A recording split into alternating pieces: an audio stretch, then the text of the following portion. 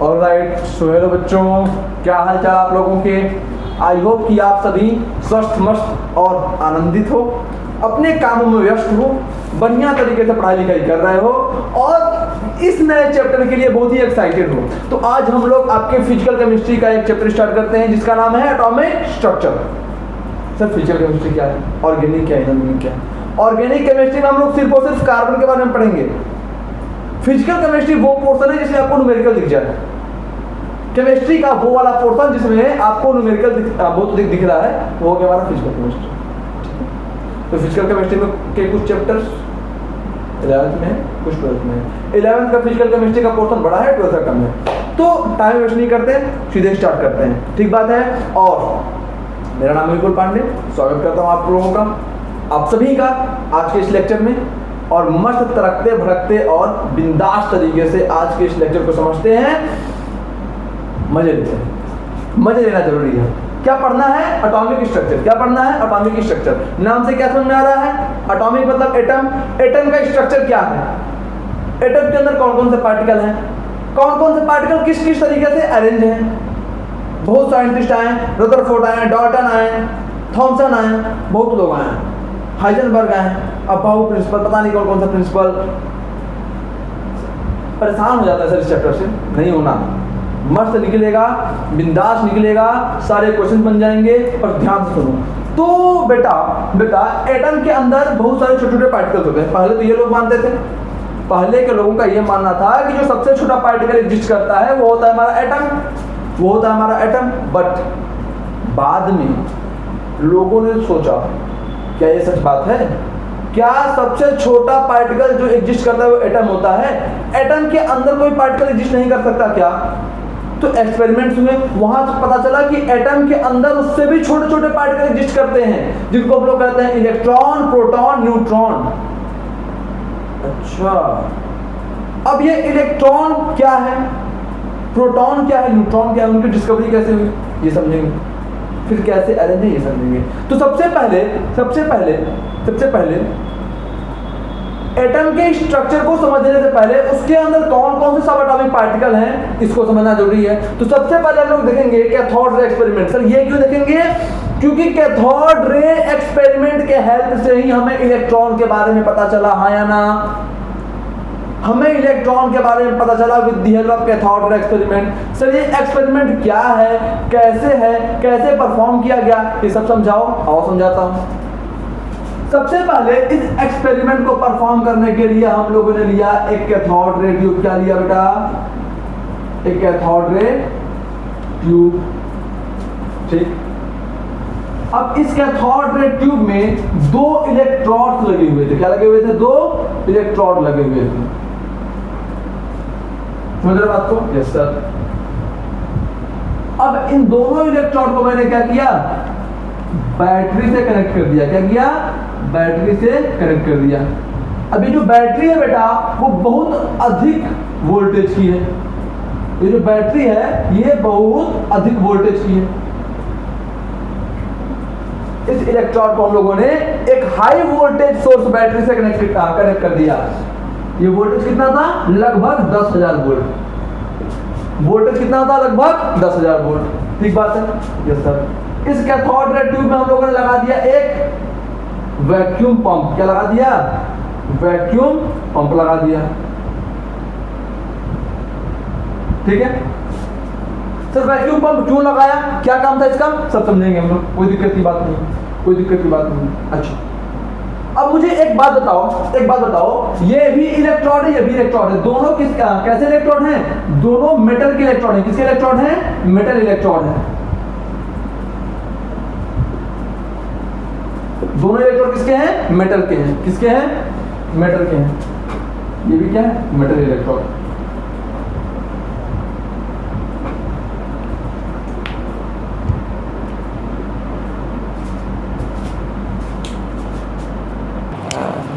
ठीक है भाई, ठीक है। पता नहीं क्या हो गया यार, ये चैप्टर सॉरी ये चौथा टेक है, लेकिन हर बार कोई ना कोई गड़बड़ी हो ही जा रही है। ठीक है, चलो ठीक है बेटा। तो दोनों इलेक्ट्रोड किसके हैं? मेटल के हैं। दोनों इलेक्ट्रोड किसके हैं? मेटल के हैं। अच्छा, अब तुमको पता है 10वीं में तुमने एक चीज पढ़ा होगा कि बैटरी हो गया, बैटरी का जो ये जो छोटा एंड है ये क्या हो गया, नेगेटिव, इसको हम लोग क्या मानते हैं, नेगेटिव, और ये बड़ा वाला एंड इसको क्या मानते हैं, पॉजिटिव।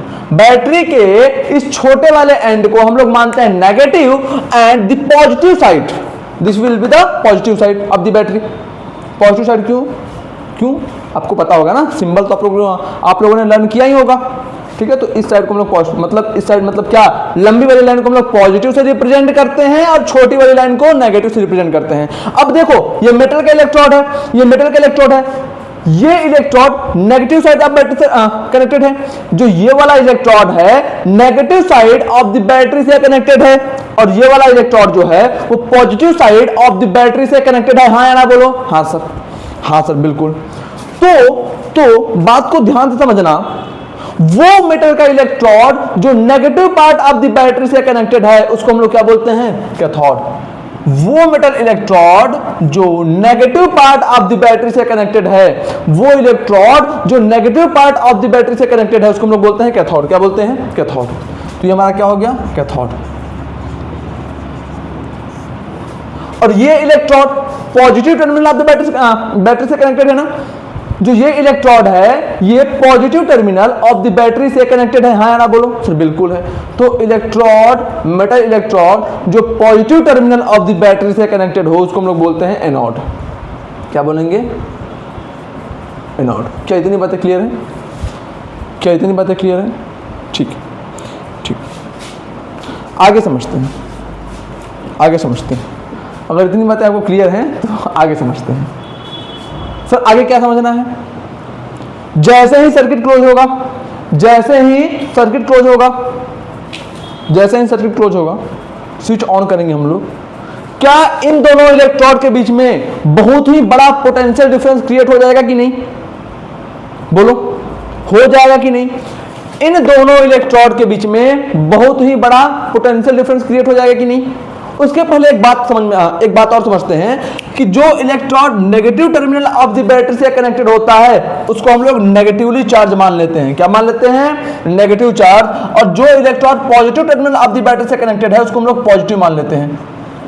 नेगेटिव हो गया और एक पॉजिटिव हो गया, तो नेगेटिव दो अपोजिट चार्ज के बीच में एक क्या डेवलप हो जाता है, पोटेंशियल डिफरेंस। ये नेगेटिव पार्ट, ये पॉजिटिव पार्ट, इन दोनों पार्ट के बीच में क्या डेवलप हो जाएगा, एक पोटेंशियल डिफरेंस। क्या हो जाएगा डेवलप, एक पोटेंशियल डिफरेंस, ठीक है। अब समझो अगले पॉइंट को समझो, अगले पॉइंट को समझो। ये पॉजिटिव, ये नेगेटिव। क्लास 12th में आप लोग एक कॉन्सेप्ट पढ़ोगे इलेक्ट्रिक फील्ड का। क्या, इलेक्ट्रिक फील्ड का। सर इलेक्ट्रिक फील्ड क्या होता है कि जो चार्ज पार्टिकल होते हैं, जो चार्ज पार्टिकल होते हैं वह एक रेंज तक फोर्स लगाते हैं, जो चार्ज पार्टिकल होते हैं वह एक रेंज तक फोर्स लगाते हैं, और उस रेंज को हम लोग क्या बोलते हैं, इलेक्ट्रिक फील्ड। क्या बोलते हैं, इलेक्ट्रिक फील्ड। क्या बोलते हैं, इलेक्ट्रिक फील्ड। इसका मतलब ये जो पॉजिटिव चार्ज है कहीं ना कहीं इस नेगेटिव पे एक फोर्स लगा रहा होगा। हाँ या ना बोलो। ये जो पॉजिटिव चार्ज है इस नेगेटिव पे एक फोर्स लगा रहा होगा। हाँ या ना बोलो। ये किस टाइप का फोर्स होगा भाई, ये फोर्स किस टाइप का होगा, फिर ये अट्रैक्टिव फोर्स होगा, वो इस नेगेटिव चार्ज को अपनी तरफ खींचने वाला फोर्स होगा। हाँ या ना, हाँ सर। तो क्या इस पॉजिटिव चार्ज का भी अपना एक इलेक्ट्रिक फील्ड होगा, सर बिल्कुल होगा। क्लास 12th में एक बात और पढ़ोगे कि जो इलेक्ट्रिक फील्ड होता है वो पॉजिटिव टर्मिनल से, वो पॉजिटिव चार्ज से ओरिजिनेट होता है। इलेक्ट्रिक फील्ड पॉजिटिव चार्ज से ओरिजिनेट होता है और नेगेटिव चार्ज पे टर्मिनेट होता है। इसका मतलब इलेक्ट्रिक फील्ड पॉजिटिव चार्ज से बाहर की ओर निकलता है, इलेक्ट्रिक फील्ड पॉजिटिव चार्ज से बाहर की ओर निकलता है और नेगेटिव चार्ज में अंदर की तरफ जाता है। समझ गया बात को। इलेक्ट्रिक फील्ड पॉजिटिव चार्ज से बाहर की तरफ निकलता है और इलेक्ट्रिक फील्ड नेगेटिव चार्ज में अंदर की तरफ जाता है। हाँ या ना बोलो। सर समझ गया, सर समझ गया। अगला पॉइंट, क्लास 12 में सारी बातें पढ़ोगे। अगर आपको समझने में दिक्कत आ रही है तो मैं जो जो पॉइंट मुंह से बोल रहा हूं उनको एज इट इज आप लिख लो।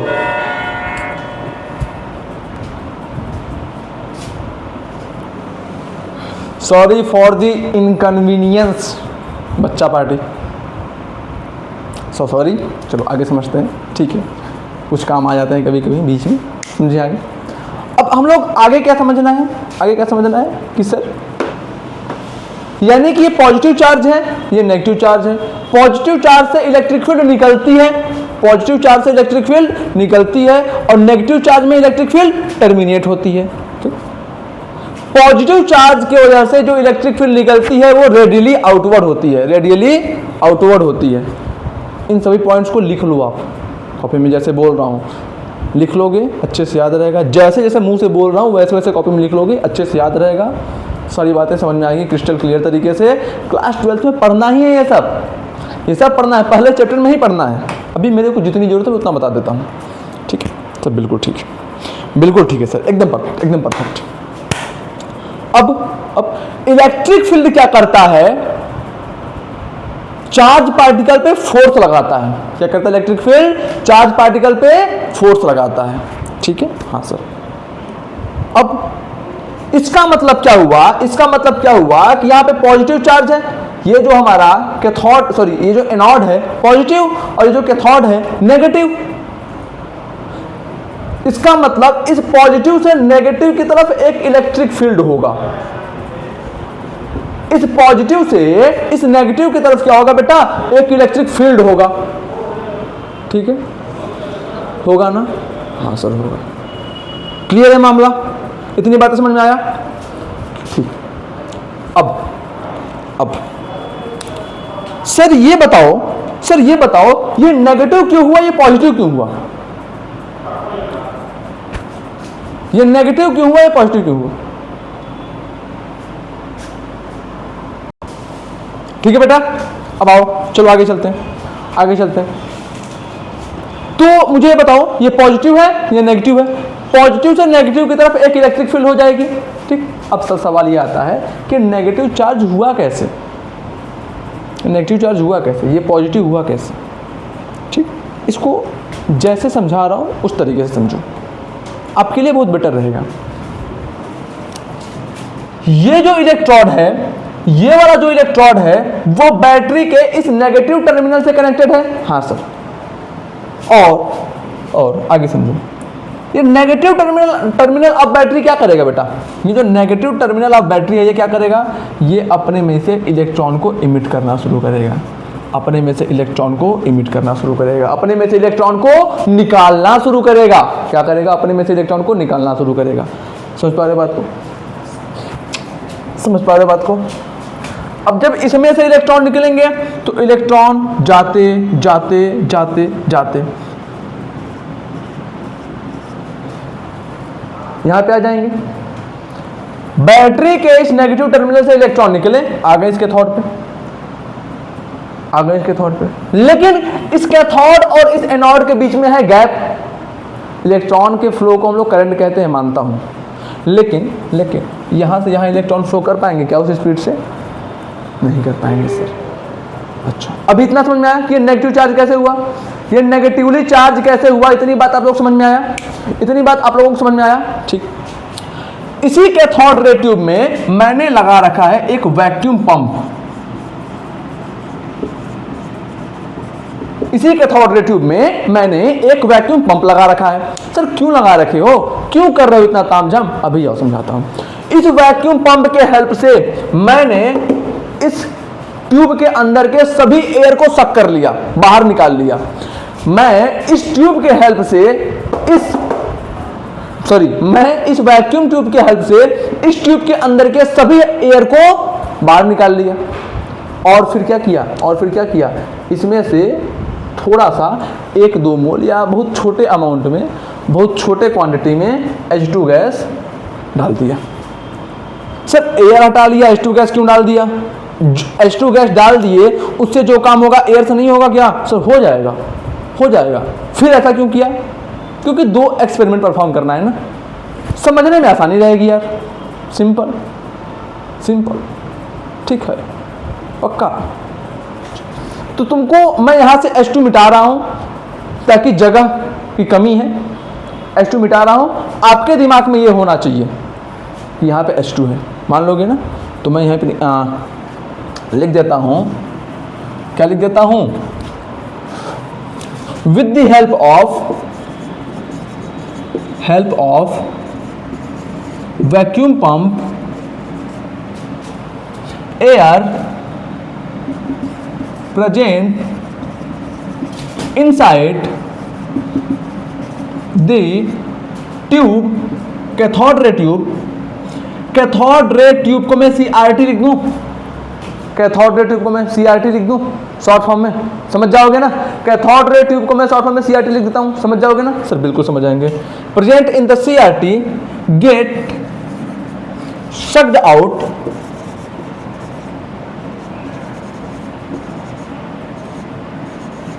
sucked out and then a very small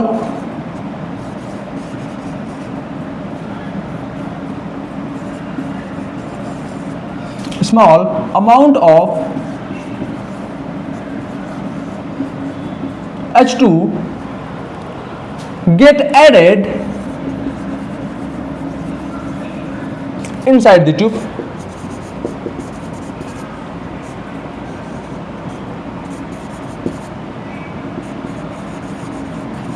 ठीक है, क्या किया मैंने इस जो ये जो हमारा कैथोड ट्यूब है इसमें से वैक्यूम पंप के हेल्प से सारे एयर को बाहर खींच लिया और थोड़ा सा H2 डाल दिया, ठीक है। अच्छा अब देखो क्या किया, क्यों किया, सब तरीके सब समझोगे, बहुत मस्त तरीके से समझोगे, लेकिन समझने के लिए मुझे सुनना होगा भाई, आगे नहीं भागना होगा, पेशेंस रखना होगा। अब आओ देखो आगे, ठीक है। अब क्योंकि सभी electron, maximum number of electron इस तरफ आ गए हैं, तो इस तरफ इलेक्ट्रॉन की कमी हो जाएगी कि नहीं हो जाएगी? हाँ सर, यानी कि ये क्या हो गया, कुछ पॉजिटिव, समझे क्या बात, पक्का?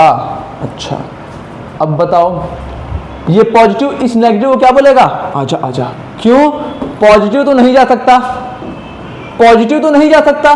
पॉजिटिव मतलब क्या? आपने क्लास 9th 10th में पढ़ा है ना, 9th 10th में कुछ तो पढ़ा है, उसी से मैं रिलेट करवाता हूं। पॉजिटिव मतलब क्या? अगर कोई एटम इसे सपोज कर लो सोडियम है, सोडियम को मैंने Na पॉजिटिव में कन्वर्ट किया, इसका मतलब क्या कि जो सोडियम है वो अपने अंदर से एक इलेक्ट्रॉन को लूज कर दिया, है ना।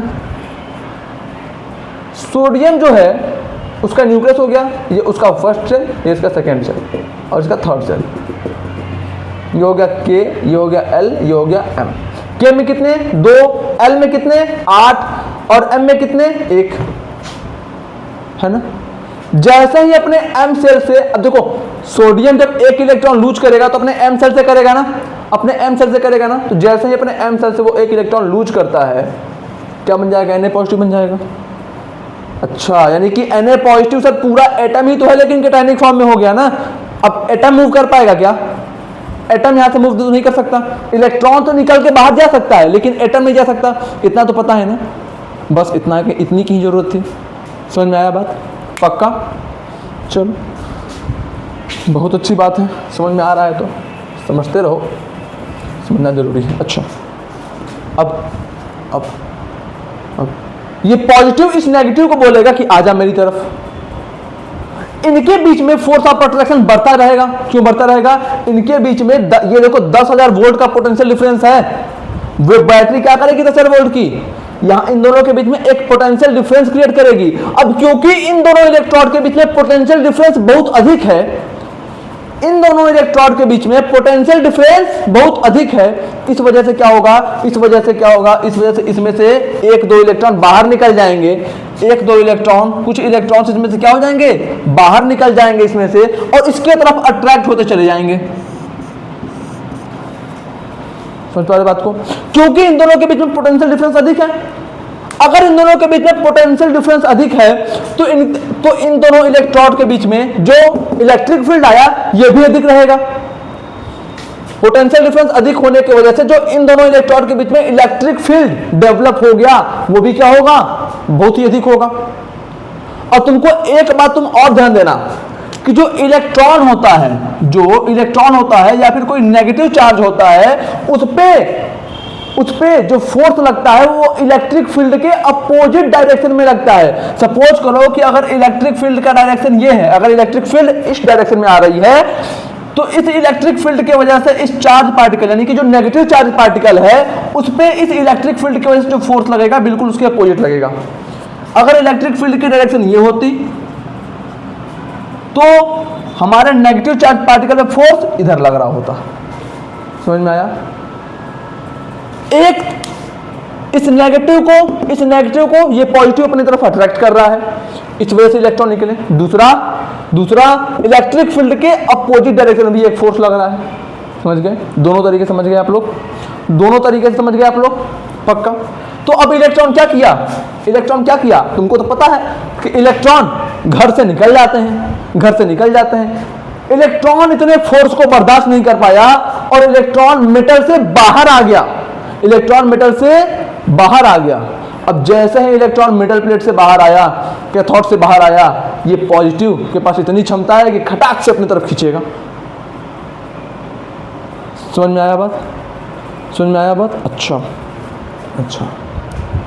अब मजे की बात यह थी कि जो थॉमसन साहब थे जिन्होंने ये एक्सपेरिमेंट किया, उन्होंने कैथोड रे ट्यूब के पीछे एक काम कर रखा था। काम क्या कर रखा था? ZnS की कोटिंग कर रखी थी। किसकी कोटिंग कर रखी थी? ZnS की।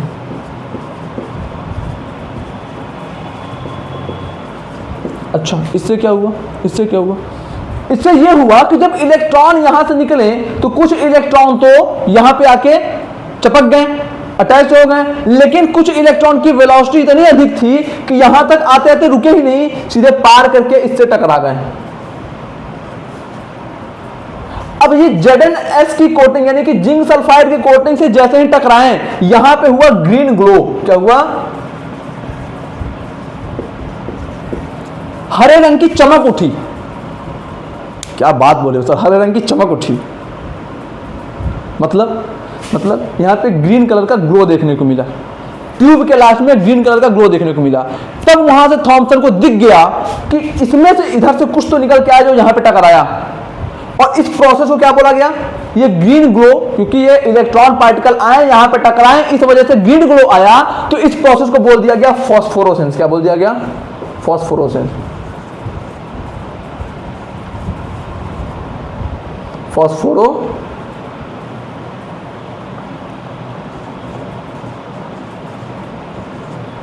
क्या बोला गया? फॉस्फोरेसेंस।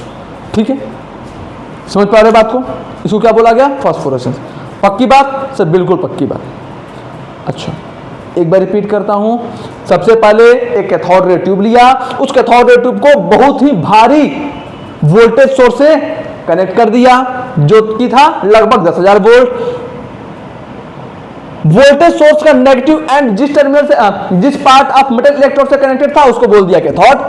वोल्टेज सोर्स का पॉजिटिव एंड मेटल प्लेट के जिस पार्ट से कनेक्टेड था उसको बोल दिया एनोड। नेगेटिव सोर्स से इलेक्ट्रॉन निकला, आके कैथोड पे डिपॉजिट हो गया।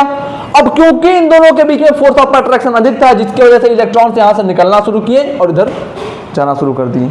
ठीक। अच्छा, अब सर अगला, इतना बात समझ में आया? इतनी बात समझ में आई? ठीक। सर हाइड्रोजन क्यों लिया था? इस पे आओ। हाइड्रोजन का न्यूक्लियस, हाइड्रोजन के लास्ट में एक इलेक्ट्रॉन। अब मुझे एक बात बताओ, इलेक्ट्रॉन है यहां पे, इलेक्ट्रॉन और इस पॉजिटिव चार्ज के बीच में फोर्स ऑफ अट्रैक्शन अधिक है। तो अगर देखो मान लो मैं वहां से किसी चीज को अपनी तरफ खींच रहा हूं, मैं जितनी फोर्स लगा के खींचूंगा वो चीज उतनी जल्दी मेरे पास आएगी। हाँ या ना बोलो? यही ना होगा? हाँ सर।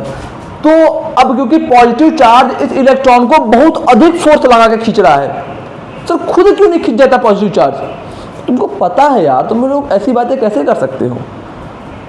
जो पॉजिटिव चार्ज होता है बालक, जो पॉजिटिव चार्ज होता है हमारे पास, वो मूव नहीं कर सकता। नेगेटिव ज्यादा आसानी से मूव कर सकता है। रीजन क्या है?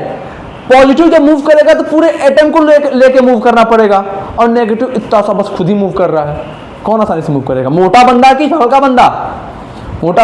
बंदा? अच्छा, समझ गया सर कि नेगेटिव ही क्यों निकल के इधर आ रहा है। वेरी गुड, शाबाश, समझ जाओगे। आओ देखो, नेगेटिव यहां से निकल के इधर क्यों आया, ये बात आपको समझ में आई? सर बढ़िया समझ में आई, मस्त तरीके से समझ में आई सर, एकदम बिंदास समझ में आई। तो अब मुझे ये बताओ, अब मुझे ये बताओ H2 क्यों लिया था, इसी पे आ रहे थे हम लोग।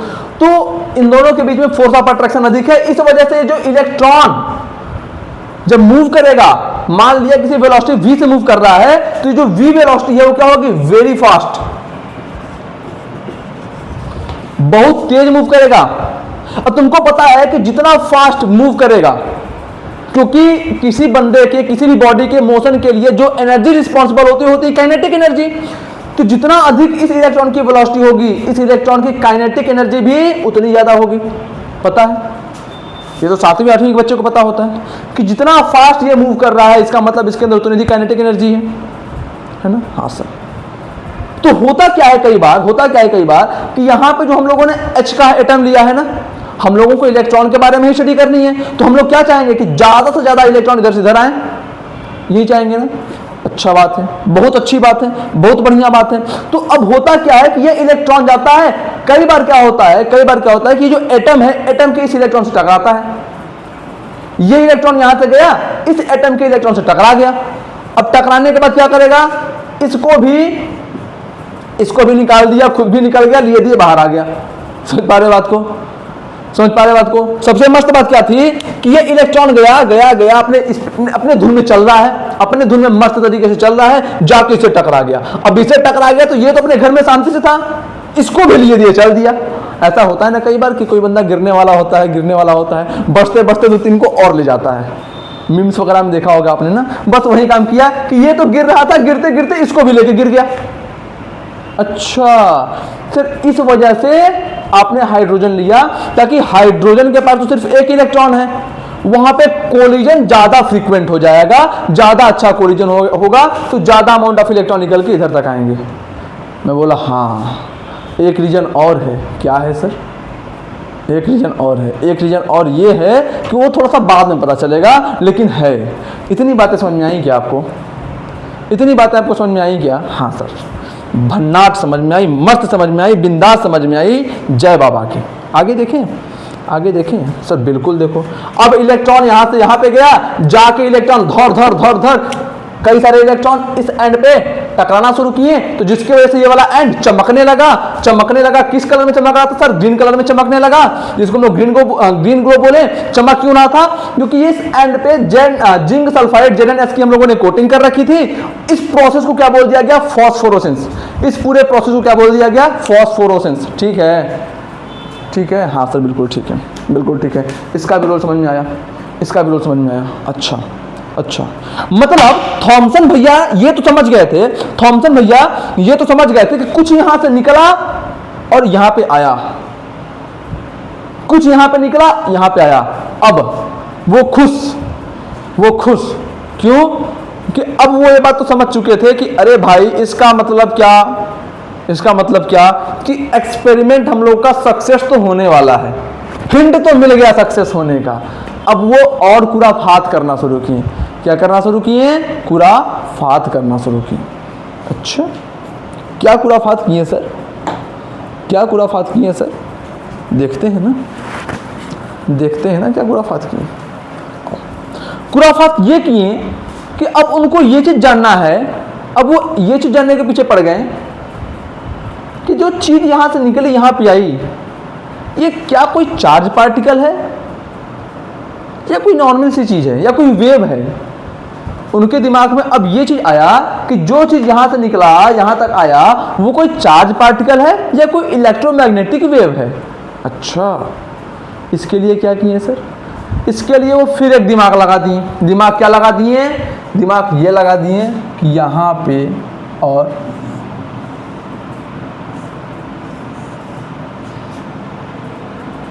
कैथोड रे के बाहर एक हाई वोल्टेज सोर्स लगा दिए।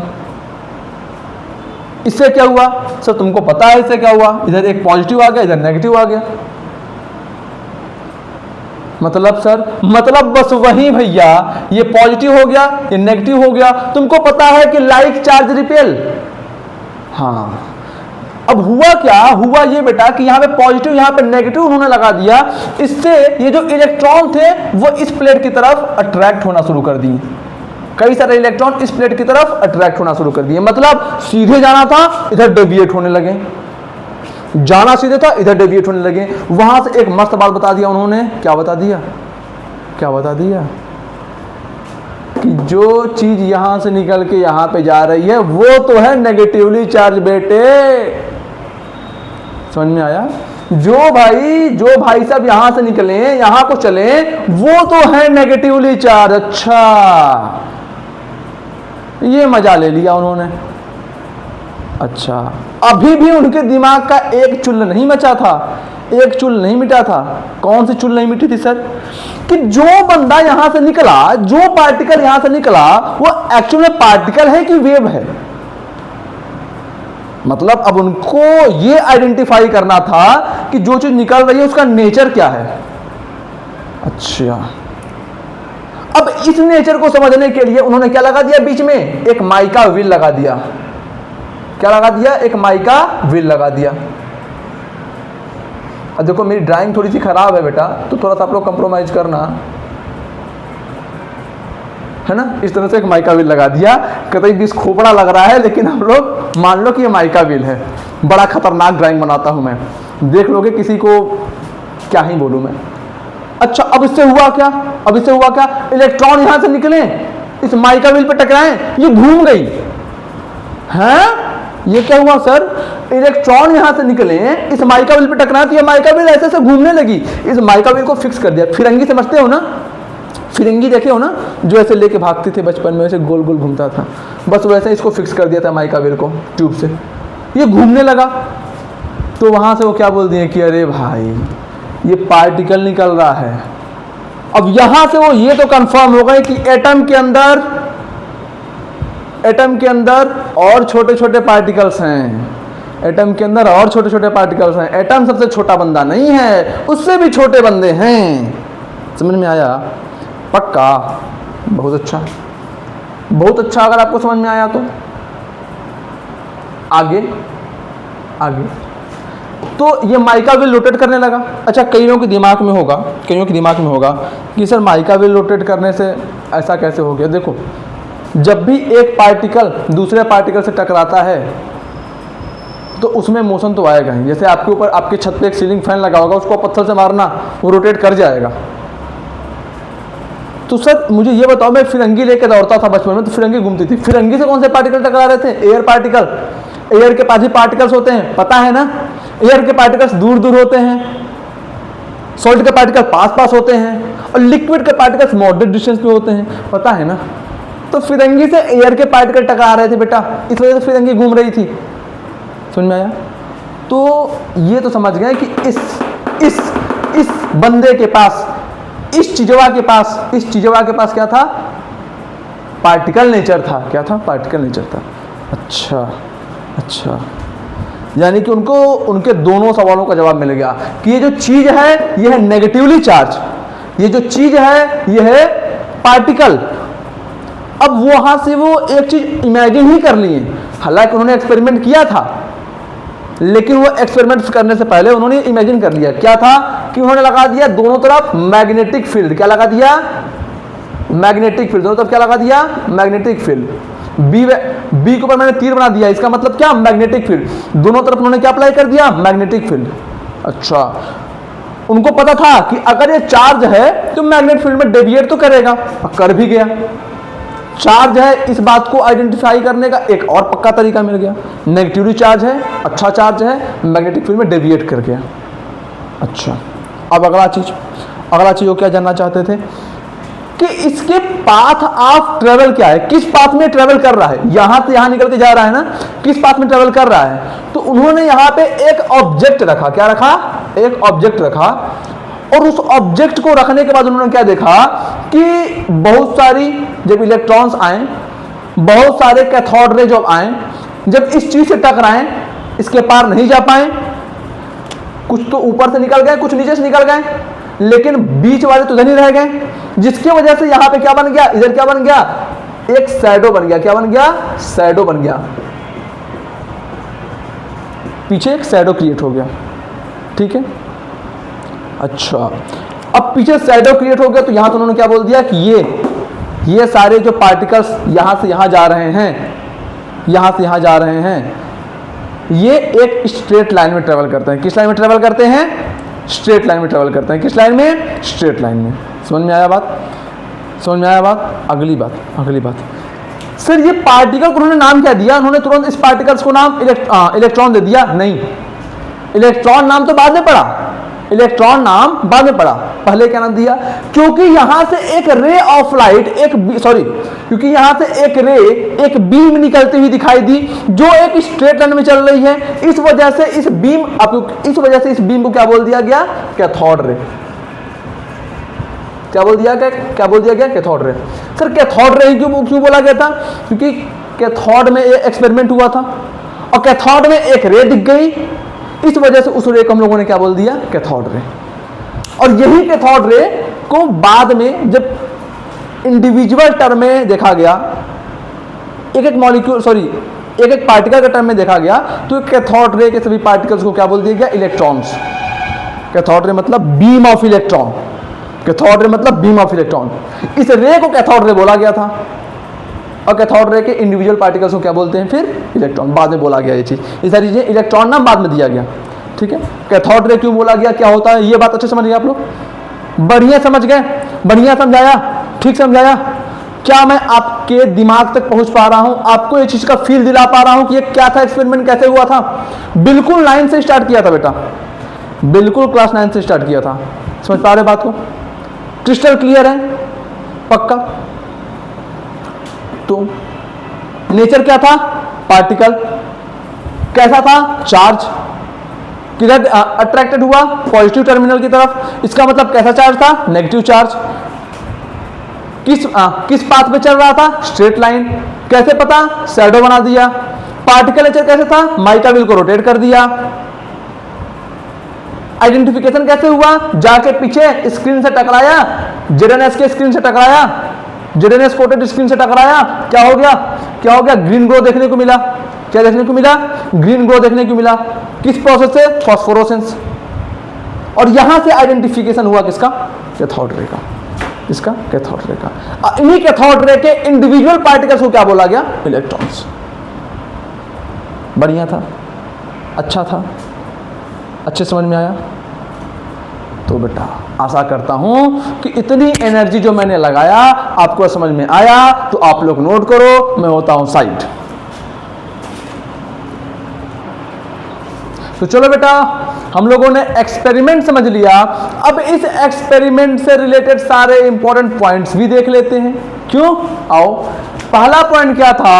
Origin of cathode ray is from metal surface. Cathode ray का ओरिजिन कहां से हुआ? मेटल सरफेस से हुआ। और ये मेटल सरफेस कौन सा? कैथोड। कौन सा मेटल सरफेस बेटा? कैथोड। कैथोड रे का origin of cathode ray is from metal surface. और मेटल सरफेस कौन सा था? कैथोड था। ठीक है, पक्का? आगे देखो। अब ये कैथोड मेटल से क्या निकला था? इलेक्ट्रॉन। कैथोड मेटल से इलेक्ट्रॉन निकला था। अब ये इलेक्ट्रॉन की वेलोसिटी बहुत हाई थी, गया हाइड्रोजन के एटम से टकराया, उसके इलेक्ट्रॉन को भी निकाल लिया। और ऐसे करते करते बहुत सारे इलेक्ट्रॉन इकट्ठा हो गए होंगे। ऐसे करते करते बहुत सारे इलेक्ट्रॉन इकट्ठा हो गए होंगे। और जब बहुत सारे इलेक्ट्रॉन इकट्ठा हो जाएंगे तो एक फिक्स रे में मूव करना शुरू करेंगे। एक सीधी पाथ में चल रहे थे ना, बहुत सारे इलेक्ट्रॉन इकट्ठा होकर एक सीधी पाथ में चलना शुरू किए, तो उनको क्या दिखाई दिया कि यहाँ से तो कोई रे जा रही है। तो उस रे का क्या नाम दे दिया? उस रे को क्या नाम दे दिया? Cathode ray. समझ में आया? अगला पॉइंट देखो। Cathode ray deflect towards positive plate, it means cathode ray has negative charge. Cathode ray positive plate की तरफ डिफ्लेक्ट हो गया, इसका मतलब उसके ऊपर माइनस चार्ज है। अब क्योंकि कैथोड रे के ऊपर चार्ज है तो cathode ray deflect by magnetic field also. Charge particles जब मूव करते हैं, जब चार्ज पार्टिकल मूव करते हैं तो उनके साथ एक मैग्नेटिक फील्ड भी एसोसिएट हो जाती है। तो एक मैग्नेटिक फील्ड दूसरे मैग्नेटिक फील्ड में तो डिफ्लेक्ट होगी ना भैया। हाँ सर, इसका मतलब कैथोड रे भी दूसरे मैग्नेटिक फील्ड में डिफ्लेक्ट होंगे कि नहीं होंगे? बोलो बोलो बोलो। होंगे सर। बोलो बोलो बोलो, जल्दी बताओ। समझ में आया क्या? आगे चलते हैं। अच्छा, cathode ray can ionise gases, अभी देख लिया। इतने स्पीड से इस इलेक्ट्रॉन पे टकराया कि खुद तो गया, इसको भी लेके चला गया। तो जब इस हाइड्रोजन एटम के इलेक्ट्रॉन चले जाएंगे तो इस पे पॉजिटिव चार्ज आ जाएगा ना? हाँ सर। और किसी भी न्यूट्रल मेटल पे, सॉरी, किसी भी न्यूट्रल एटम पे या तो पॉजिटिव चार्ज हो या तो नेगेटिव चार्ज हो। किसी भी एटम पे अगर चार्ज आया तो एटम किस में कन्वर्ट हो जाता है? आयन में। अब एटम को न्यूट्रल से आयन वाले फॉर्म में कन्वर्ट करने का प्रोसेस ही क्या होता है? आयोनाइजेशन। तो क्या कैथोड रे एक मेटल को आयोनाइज कर सकता है कि नहीं? आयन में कन्वर्ट कर सकता है कि नहीं? सर बहुत आराम से, बहुत आराम से कर सकता है। आओ भैया आगे देखते हैं। Cathode ray rotate mica pedal wheel placed in their path, therefore cathode रे made up of particle having mass also. Cathode ray ने क्या किया था? जो माइका पेडल व्हील था उसको गोल गोल गुलू गुलू कर दिया था, गोल गोल घुमा दिया था, गोल गोल रानी कितना कितना पानी, गोल गोल घुमा दिया। इसका मतलब कैथोड रे के पास है पार्टिकल नेचर। और अगर पार्टिकल नेचर है तो पार्टिकल के पास मास भी तो होता है। क्यों? अगर पार्टिकल नेचर है तो पार्टिकल के पास मास भी तो होता है भाई। बोलो यार, नहीं समझे क्या? अरे यार समझ गए ना, बताना जरूर, समझो भाई। Cathode ray cast shadow of the object placed in their path, therefore cathode ray travel in straight line with high velocity, with high velocity. Okay okay. Cathode ray ने क्या किया? कैथोड रे ने क्या किया? रास्ते पे जो हम लोगों ने सामान को रख दिया था उसका पीछे शैडो बना दिया। इसका मतलब हम लोग ये समझ गए कि कैथोड रे तो स्ट्रेट लाइन में चल रहा है। अब क्योंकि फोर्स ऑफ अट्रैक्शन, देखो फिगर में, फोर्स ऑफ अट्रैक्शन दोनों इलेक्ट्रोड के बीच में बहुत अधिक था, क्योंकि ज़्यादा चार्ज क्रिएशन हो गया था, ज़्यादा पोटेंशियल डिफरेंस था। तो फोर्स ऑफ अट्रैक्शन दोनों प्लेट के बीच में बहुत अधिक था। इस वजह से जो हमारा कैथोड रे है बहुत हाई स्पीड से भी मूव करेगा। हाँ या ना? Yes sir. ये पॉइंट भी समझ में आया क्या? कैथोड रे का शैडो, कैथोड रे का shadow of the object placed in their path, therefore cathode रे travelling in straight line. Cathode ray के रास्ते में पड़ी हुई चीज का उसने क्या बना दिया? पीछे की तरफ शैडो बना दिया। तो यहां से यह बात कंफर्म होता है कि कैथोड रे चलता है स्ट्रेट लाइन में। और किस वेलोसिटी से? हाई वेलोसिटी से, फास्ट वेलोसिटी से। ठीक है, बोलो भाई, अरे बोलो मेरे लाल, बोलो मेरे हरे पीले नीले। ठीक, अगला पॉइंट क्या है बेटा? अगला पॉइंट है कि when cathode ray strike the heavy metal of high atomic mass they produce X-ray. अच्छा अच्छा, ट्यूब जो था, पर कैथोड रे ट्यूब जो था उसमें कैथोड रे तो मूव कर रहे थे। तो वहां से एक चीज और नोटिस की गई कि ट्यूब में जब एक हाई एटॉमिक मास का मेटल डाल दिया गया और कैथोड रे जब उससे टकराया तो उसमें से एक्सरे इमिट हो गई। ओह, इसमें इसका मतलब क्या? It means when a cathode ray strike the metal of high atomic mass, it क्या? इट फॉर्म तो नहीं बोलना चाहिए, है ना? It produce X-ray. ठीक है, वहां से एक्सरे भी निकला। समझ में आया? तो जब कैथोड रे हाई एटॉमिक मास वाले मेटल से टकराया तो क्या निकाला? एक्सरे निकाला। ठीक है, समझ में आ रहा है? पक्की बात। आगे देखो, ठीक है। तो अब हैवी मेटल कौन से हो सकते हैं? हैवी मेटल का आपको नाम याद रख लेना है। हैवी मेटल में टंगस्टन हो सकते हैं, टंगस्टन का सिंबल W, टंगस्टन का सिंबल W, कॉपर हो गया, मोलिब्डेनियम हो गया, एक्सेट्रा एक्सेट्रा। धीरे धीरे सब समझ जाओगे कौन कौन से हैं। ठीक है, अगला पॉइंट देख लो, ये भी कुछ इंपॉर्टेंट पॉइंट्स हैं। Cathode ray produce mechanical effect. Mechanical effect मतलब पार्टिकल इफेक्ट।